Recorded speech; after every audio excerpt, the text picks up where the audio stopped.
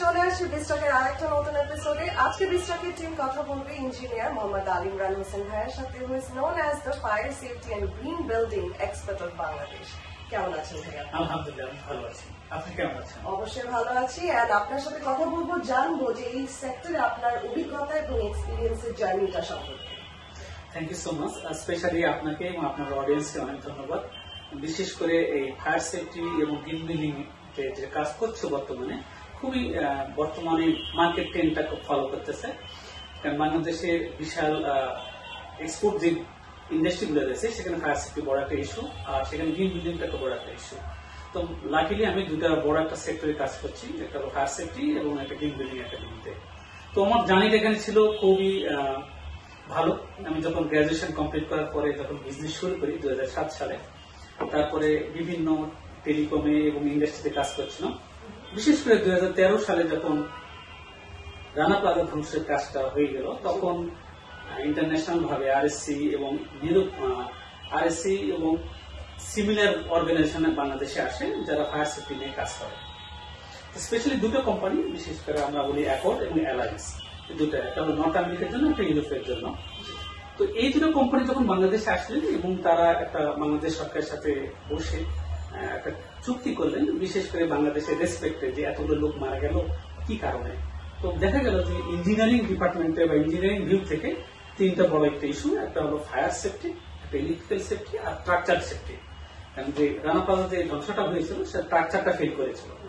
তো এই দুটো অর্গানাইজেশন বাংলাদেশের গভর্নমেন্টের অনুমতি ক্রমে বাংলাদেশের বিশেষ করে আরএনজি সেক্টরে বিভিন্ন অডিট করে এবং একটা রিপোর্ট তৈরি করে, যেখানে এই তিনটা জিনিস ভালোভাবে উঠে আসে। এই তিনটা জিনিস যখন ভালোভাবে উঠে আসবে তখন সেই বিল্ডিংটার সেফটি সিকিউরিটি হয়ে যাবে। আর সেফটি সিকিউরিটি মিনস অনেক বড়, কারণ আমাদের কোরআনেই বলা আছে যদি আপনি একটা মানুষের লাইফও সেভ করতে পারেন, টোটাল পৃথিবীটাকে সেভ করলেন। তো সেই জন্য এই মুহূর্তের সাথে আমি আগ্রহী। হ্যাঁ, আপনি এখন আশ্রয় প্রেসিডেন্ট হিসাবে আছেন, প্রেসিডেন্ট ইলেক্ট হিসাবে। আপনার কাছে জানতে চাই যে বাংলাদেশে আশ্রয়ের যে গাইডলাইন্স গুলো আছে সেগুলো আমরা যদি ইমপ্লিমেন্ট করতে চাই তাহলে কি ধরনের পরিবর্তন আমাদের আনা দরকার? Thank you.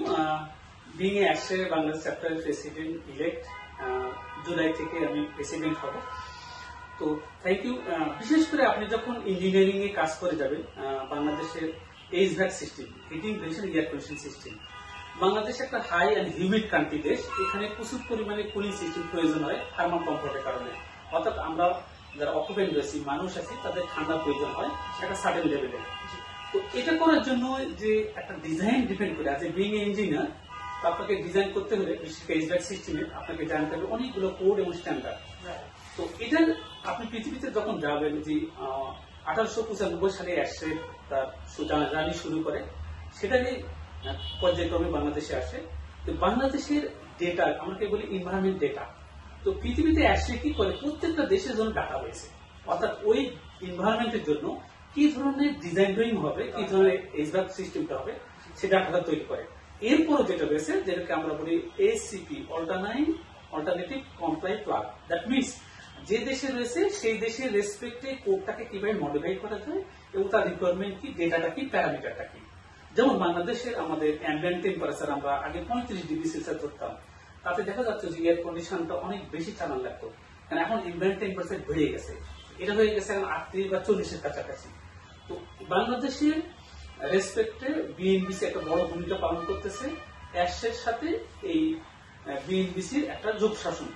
এই বিএনবিসি 2020-তে অ্যাশের যে ডাটা ইঞ্জিন রয়েছে, যে প্যারামিটার রয়েছে, সেখানে মডিফাই করা হয়েছে এবং সেই ডাটাগুলো অ্যাশের থেকে নিয়ে এসে বিএনবিসিতে পোর্ট করা হয়েছে।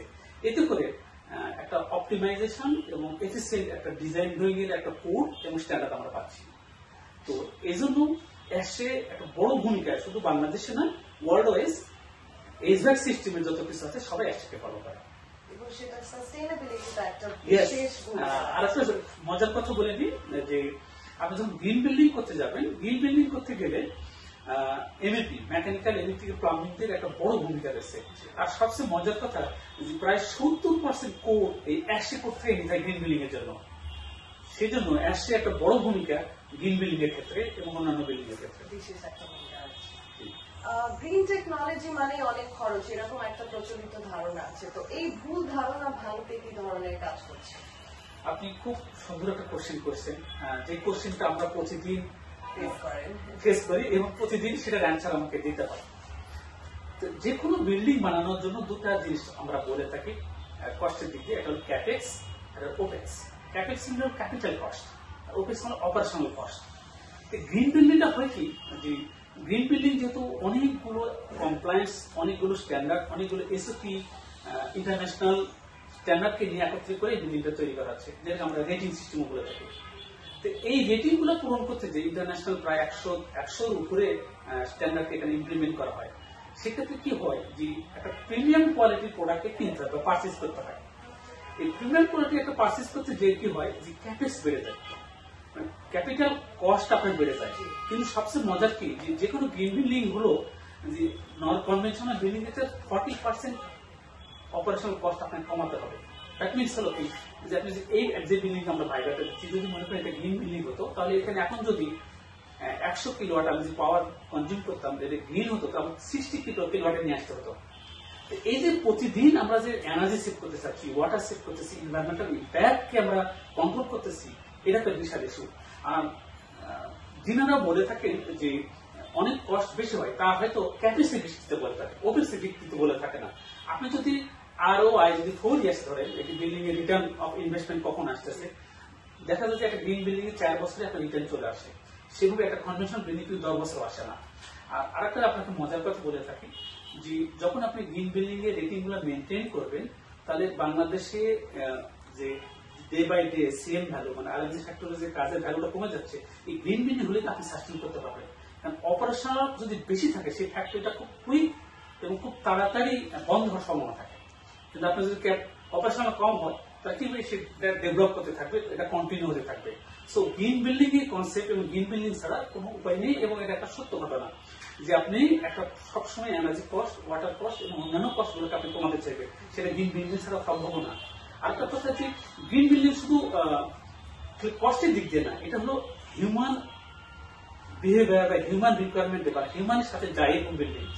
আপনি ইনডোর এনভায়রনমেন্ট কোয়ালিটি, যেটাকে আমরা AAQ, ইন্টারনাল এয়ার কোয়ালিটি, অর্থাৎ প্রত্যেক ঘন্টায় আমরা যারা সাধারণ মানুষ আছি 100 ppm কার্বন ডাইঅক্সাইড নিশ্চিত করি। এই 100 কার্বন ডাইঅক্সাইড নিশ্চিত করি, এখানে একটা ফ্রেশ এয়ার প্রয়োজন হয়। গ্রিন বিল্ডিং নিশ্চয় করে যেখানে ফ্রেশ এয়ার ম্যান্ডেটরি। তাহলে কি করবে, যে আপনি যদি কোশ্চেন করেন যে হ্যাঁ, তাহলে আমি যদি ফ্রেশ এয়ার মেনটেন না করি, তাহলে কি ঘটনা ঘটবে? যদি আপনি গ্রিন বিল্ডিং এ মেনটেন করতে ফ্রেশ এয়ার কন্ট্রোল না করে, কি ঘটবে? সকাল থেকে দুপুর পর্যন্ত আপনার ঠিক আছে, দুপুরের পরে কি হবে, কার্বন ডাইঅক্সাইড পরিমাণ যখন বেড়ে যাবে, তখন আপনি ড্রাই হয়ে যাবে স্কিনটা, তখন আপনি পিপাসিত হবে। আর সবচেয়ে বড় কথা, বিকেলের দিকে আপনি মেজাজ খারাপ করবেন, অল্পতেই রেগে যাবেন, অল্পতেই ফ্যাটিক তৈরি হবে।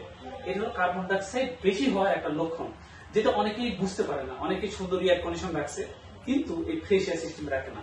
তো গ্রিন বিল্ডিং অ্যাসিওর করে যে এই ফ্রেশ এয়ার সিস্টেমটা রাখতেছে।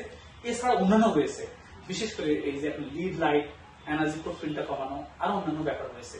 সো গ্রিন বিল্ডিং কনসেপ্ট একটা নোবেল ওয়ার্ড এবং প্র্যাকটিক্যাল ওরিয়েন্টেড। বাংলাদেশের যেটা হয়েছে, যে বাংলাদেশের লোকজন এখনো গ্রিনের কনসেপ্টটা অনেকেই পায় নাই, এবং কি বলেই মাত্র এটা শুরু হয়েছে। আশা করি যে ডে বাই ডে এটা আরো ডেভেলপ হবে এবং পপুলার হবে। Thank you so much. ধন্যবাদ ভাইয়া, আরেকবার আমাদেরকে আজকে এখানে আমন্ত্রণ করার জন্য এবং খুব সুন্দর সুন্দর কিছু বিষয় নিয়ে আমাদেরকে অনেক কিছু জানানোর জন্য। হোপফুলি আমরা আশা করব যে এই উদ্যোগটা অনেক দূরে যাবে এবং আমরা আবার এই নিয়ে আরো কিছু ডেভেলপমেন্ট ইন ফিউচার দেখবো। Thank you so much. আপনাকে এবং আপনার অডিয়েন্সকে আবারও ধন্যবাদ জানাচ্ছি। বিশেষ করে আমি অডিয়েন্সকে বলবো, এখন এআই এর যুগ, আপনাকে প্রতিদিনই শিখতে হবে। আপনি যদি না শিখেন পিছিয়ে যাবেন, কারণ নেক্সট 2 বছর আর্টিফিশিয়াল ইন্টেলিজেন্স, মেশিন লার্নিং এবং যারা কাজ করছেন কম্পিউটার রিলেটেড এবং এই বর্তমান মার্কেট ট্রেন্ড যদি ফলো করতে না পারি, আমরা কিন্তু পিছিয়ে যাব। আমরা দেশ এবং জাতিকে এগিয়ে নিতে হলে ইঞ্জিনিয়ারিং এডুকেশন, সাথে সাথে উন্নয়ন এডুকেশনকে প্রাধান্য দিতে হবে এবং শিখতে হবে। Thank you so much. অবশ্যই, থ্যাংক ইউ সো মাচ ভাইয়া।